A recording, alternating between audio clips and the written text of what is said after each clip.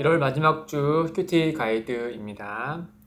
날마다 솟는 샘물 큐티를 통해서 매일 하나님의 말씀을 묵상하며 은혜를 누리시기를 주님의 이름으로 축복드립니다.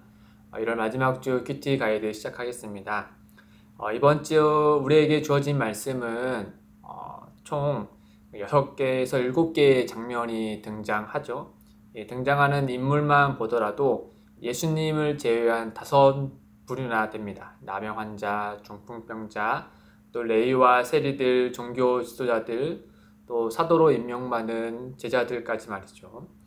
이런 장면들을 크게 3가지로 좀 묶어서 오늘 같이 좀 살펴봤으면 좋겠습니다. 장면 첫 번째는 이 병자를 고치시는 예수님, 누가복음 5장 12절에서 26절 말씀이죠. 두 번째는 종교 지도자들과 이렇게 논쟁하는 장면, 누가복음 5장 27절에서 6장 11절의 말씀입니다. 마지막 장면 세 번째는 사도를 세우시고 권면하시는 예수님, 누가복음 6장 12절에서 26절 말씀. 이번 주 말씀은 누가복음 5장 12절부터 누가복음 6장 26절의 말씀인데 같이 한번 살펴보겠습니다. 이 복음서에는 많은 이 장면과 또 등장인물들이 나오죠. 그런 점에서 묵상하실 때 이 등장인물들이 처한 상황을 한번 상상해 보시면 묵상하는데 많은 도움이 됐을 겁니다. 어떻게 상상할 것인가? 이 저자 누가는 독자들이 그 사람들이 어떤 상황에 놓였는지를 상상할 수 있도록 여러 가지 이야기적 장치를 마련해 뒀습니다. 그 장치가 무엇인지 살펴보면 묵상하는 데 많은 도움이 되겠죠. 오늘 같이 몇 가지 좀 살펴보면 좋겠습니다. 첫 번째 장면은 누가복음 5장 12절에서 26절 말씀인데 이 병자를 고치시는 예수님에 대해서 2명의 등장인물이 등장하죠. 첫 번째는 나병 환자가 등장합니다. 이 나병 환자 이야기를 시작할 때 누가는 예수님이 계신 곳을 먼저 말해줍니다. 보시면 예수께서 한 동네에 계실 때라고 말이죠. 아마도 예수님은 사람들이 많이 모인 곳을 주로 다니면서 복음을 전하셨겠죠. 그러다 보니까 이곳도 역시 많은 사람들이 예수님을 보고자 몰려왔을 겁니다. 그런데 그런 곳에서 지금 누가 또 동시에 있었냐면 온몸에 나병 들린 사람이 그 자리 한복판에 있었다라는 점을 우리에게 알려주죠. 이 점을 잠시 생각해보면 우리가 다 알고 있듯이 나병 환자는 이 동네 안에 들어올 수 없는 사람이었잖아요. 동네 밖, 진영 밖으로 내쫓겨져 철저히 분리되어서 살아가야 되는 존재였죠. 또 주변에 사람들이 나타나면 나는 부정한 사람입니다 라고 이렇게 말을 해서 자신의 부정함이 다른 사람에게 옮겨지지 않도록 그는 자신을 철저히 이렇게 분리하면서 살아야 했어요. 그럼에도 불구하고 온몸에 나병 들린 이 사람이 지금 어디에서 예수님을 만났냐 하면은 동네 안에서 만났다라는 점을 우리에게 알려줍니다. 그러니까 우리는 이 점을 상상할 수 있겠죠.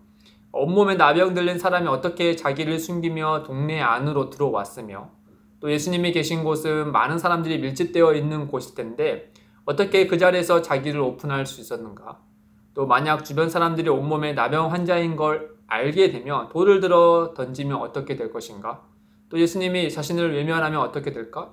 또 이런 수많은 생각들이 그를 놔두지 않았을 텐데 어떻게 이런 용기를 내서 예수님 앞에 자기를 오픈할 수 있었을까라고 함이죠. 이런 점을 우리가 한번 한 동네에 계셨다라는 이 말씀, 이 누가가 우리에게 이야기적 장치를 준 거 이 말씀을 통해서 이와 같이 상상하면서 이 사람의 상황을 우리가 묵상할 수 있게 되는 것이죠. 그 다음에 예수님께서 온몸에 나병 들린 그 사람에게 손을 내밀어 대시는 장면도 상상해 보면 좋겠죠. 이 길가의 작은 오물도 피하는 게 사람의 본성인데 예수님은 말씀만으로도 깨끗하게 해줄 수 있는 분임에도 불구하고 온몸에 나병 들린 그 사람에게 손을 대셨습니다. 이 나병 환자에게 정말 필요한 것은 몸이 깨끗하게 나음을 입는 것뿐만 아니라 다른 무언가가 있다는 점을 예수님께서 그를 손에 대시며 또 누가는 이 장면을 표적하여서 이와 같이 기록한 것을 통해서 우리에게 알려주고 있죠. 그래서 우리는 이 점을 묵상해 보면 좋겠습니다. 다음으로 중풍병자를 치료하시는 장면이 나오죠.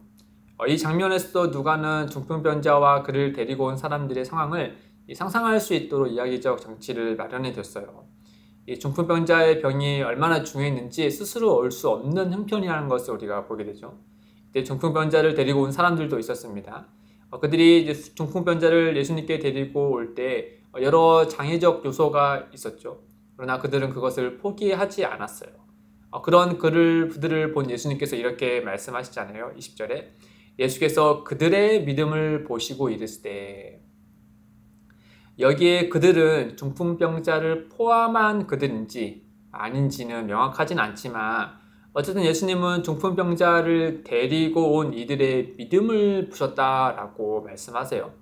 그들의 믿음은 앞에 나병 환자의 믿음과 조금 다르죠.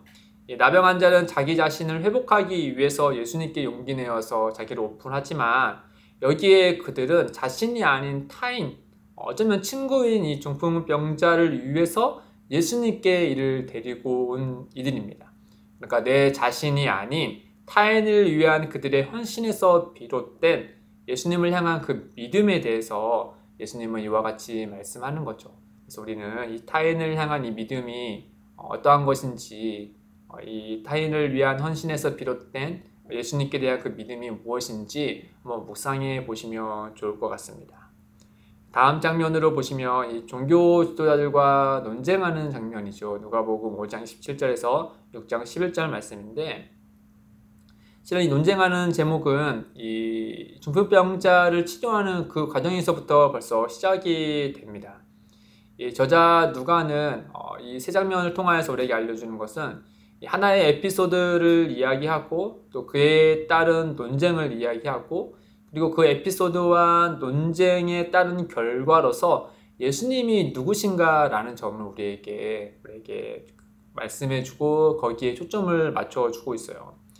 이 중풍병자를 치료하시는 장면에서 죄를 사하는 권세가 예수님께 있다는 점을 알려주고 또 세리와 죄인들과 식사하는 장면에서 온 땅을 회복하시기 위해 오시는 이 자기 백성의 신랑으로 오신 분이 예수님이시다라는 점을 알려주고 또 안식일에 일어나는 일을 통해서 안식일의 주인이 바로 예수님이시다라는 점을 우리에게 알려줍니다.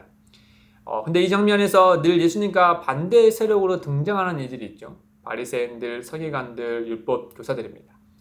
이들이 예수님께 대하여 어떻게 행동하고 있는지를 주의 깊게 한번 보시면 좋겠어요. 17절에 보시면 예수님께서 무리들에게 말씀을 가르치실 때 그들의 근방에 이들이 어떻게 하고 있냐? 앉아 있습니다. 그러니까 뭔가 멀리서 잘하고 있는지 안 하고 있는지 이렇게 지켜보고 있는 느낌이 들죠. 21절에서는 속으로 생각을 하고 있고 또 30절에서는 제자들을 향해서 비방합니다. 또 안식일에도 마찬가지죠. 특히 6장 7절에 보면 예수를 고발할 증거를 찾으려 하여 안식일에 병을 고치시는가 엿보니라고 되어 있죠. 어쩌면 이들이 예수님을 시험코자 오른손이 아픈 사람을 그러니까 안식일에 예수님께 보낸 것도 우리가 상상할 수 있을 겁니다. 어쨌든 종교 지도자들이 다른 사람들과 마찬가지로 예수님께서 말씀하신 바를 들었고 또 행하신 놀라운 기적을 누구보다도 가장 가까이에서 보았음에도 불구하고 그들은 어째서 계속해서 예수님을 미워하고 시기하고 또 함정을 만들었을까? 예수님의 놀라운 능력으로 이와 같은 일을 행할 때 이 종교 지도자들이 무엇을 잃게 되는지를 한번 상상해 보면 그들이 이와 같은 한 일이 무엇에서 비롯된 것인지를 우리가 알 수 있게 될 겁니다. 한번 종교 지도자들이 왜 예수님을 대적했는가 그 점에 대해서 한번 묵상해 보시면 좋겠습니다. 마지막으로는 사도를 세우시고 권면하시는 예수님, 누가복음 6장 12절에서 26절 말씀인데요. 이번 주 마지막 장면 예수님께서 제자들 중에 12명의 사도를 세우시고 또 그들을 포함한 제자들에게 권면하시는 장면입니다. 이 12명의 사도를 세우시기 전에 예수님께서 무엇을 행하셨는가 12절에 이렇게 이야기해 주고 있어요. 이때 예수께서 기도하시러 산으로 가사 밤이 새도록 하나님께 기도하시고 이 다른 성경 말씀도 마찬가지지만 복음서 말씀을 묵상하실 때 항상 이 장면이 시작되는 첫 절의 말씀을 좀 주의 깊게 살펴보면 좋은데요. 첫 절은 이 앞에서 펼쳐진 이야기의 그런 상황과 배경을 묘사해 주기도 하고, 또 그 첫 절은 그 이후의 이야기들의 상황을 미리 우리에게 상상할 수 있도록 알려주는 역할을 합니다. 여기서도 보면은 이때라고 시작을 하죠. 이때가 언제인가? 앞에 바로 절을 보면 6장 11절 보면은 이 종교자들이 지도자들이 이렇게 얘기하잖아요. 그들은 노기가 가득하여 예수를 어떻게 할까 하고 서로 의논하니라. 그러니까 종교 지도자들이 자기들의 편에 들어오지 않는 예수를 어떻게 할까? 다른 복음서에 보면은 예수를 어떻게 죽일까 의논하지 않습니까? 그렇게 위협을 받을 때 예수님께서 무엇을 하셨는가 하면 밤을 새도록 기도하러 산으로 가셨다라고 하고 있죠. 그런 다음 기도의 결과가 무엇인가 하면 위협으로부터 벗어나는 것이 아니라 오히려 자기의 뜻을 계속해서 전해야 할 사도를 세우는 일을 하셨다라는 점을 우리에게 말씀해 주고 있죠. 또 한 가지 묵상하면 좋을 것이 당시 예수님을 따르는 제자들의 무리가 상당했을 텐데 그 중에 12명을 사도로 세울 때 그만큼 신중하지 않았겠습니까? 그때 예수님께 택하신 방법은 밤이 새도록 하나님께 기도하시는 것이었다라는 점이죠.